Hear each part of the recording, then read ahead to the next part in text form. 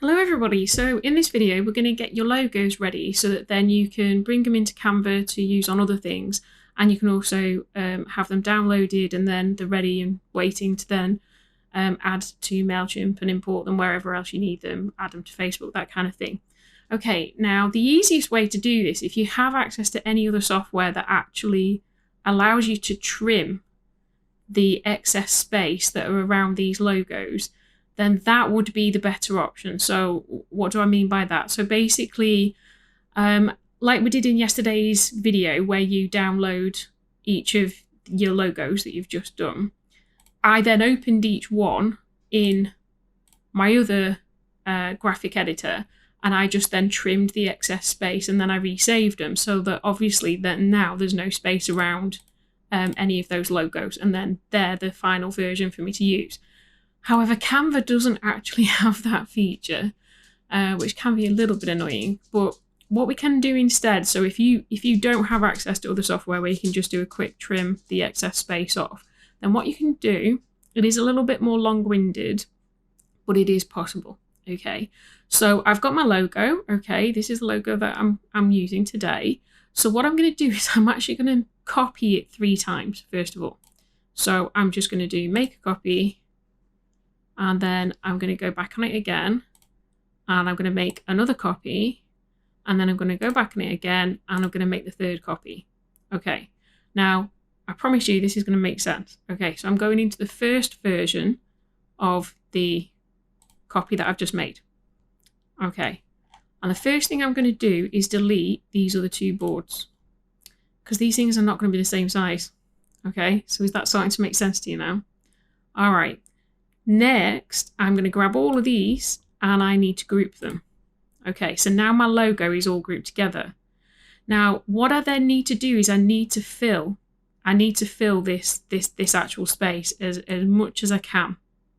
Okay, now depending on the design you've got, you may also need to actually do a resize, and we're going to do that in the other versions. But in this one, that's actually kind of not too bad.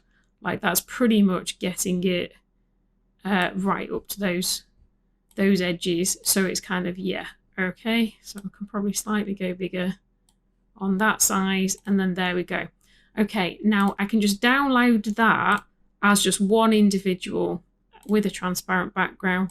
So I'm just going to download that. Okay, and we're just going to do that as so it's the Paul Aurelia logo, but this is going to just be the vertical one. Okay, so I've now done that version. So I can come back out of that. All of the changes have been saved, so that's great. Okay, go back to my designs. And then the next one I want to do it on is this one. So now I'm actually going to delete the first page and the last page. Okay, so I'm left with this. I'm going to do the same thing again, so I'm grouping all of them. Okay, but we've got all this space, and unfortunately it's going to download it with all of that space, so obviously that's no good. Now what you can then do is you can come over to the resize, click on this to do a custom size, and I'm going to change that. So MailChimp actually kind of recommends like 200. So a 200 wide is probably going to be about a 50 pixel high. So we're going to give that a go. Now, I'm just going to hit resize because it's going to just resize this version. But if we hadn't done the whole making 3 copies, then I could have done it where I'd then hit copy and resize. But because we had 3 different sizes, I didn't want to go that route. So we're just going to hit resize instead. So now, as you can see, we now need to make this that size. Okay, so what we're actually doing is, in effect, now filling the space, and we're basically making this as big as we can so that then it doesn't matter that we couldn't actually trim the excess off in the versions we've already downloaded. Right, okay, so there we go. And then again, I'm going to now just download this particular one, again with a transparent background, so download. Okay, and then I'm going to save that as the Paul Aurelia logo, but instead I will just add on to it horizontal. There we go. Okay. All right, also all changes have been saved. Also, while you're in here, guys, you can actually rename your files as well. I don't know if you've noticed this with me going through things, so I'm going to do that as well. There we go. So it's still saving at the moment. Right, there we go. So now it's changed to all changes saved. So I can now go back to the home page. There we go.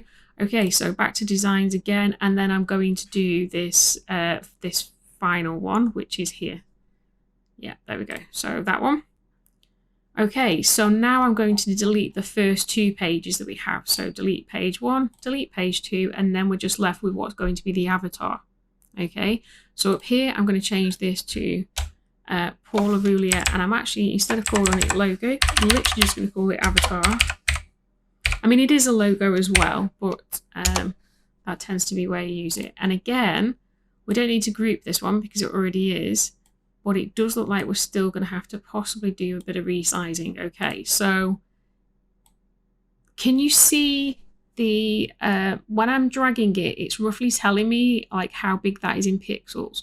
So it's saying that the height, for me to get it to that it's 500, but do you see where it says the height's 2?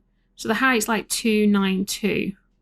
Okay, so what we need to do is we actually need to come back here and change that to 292.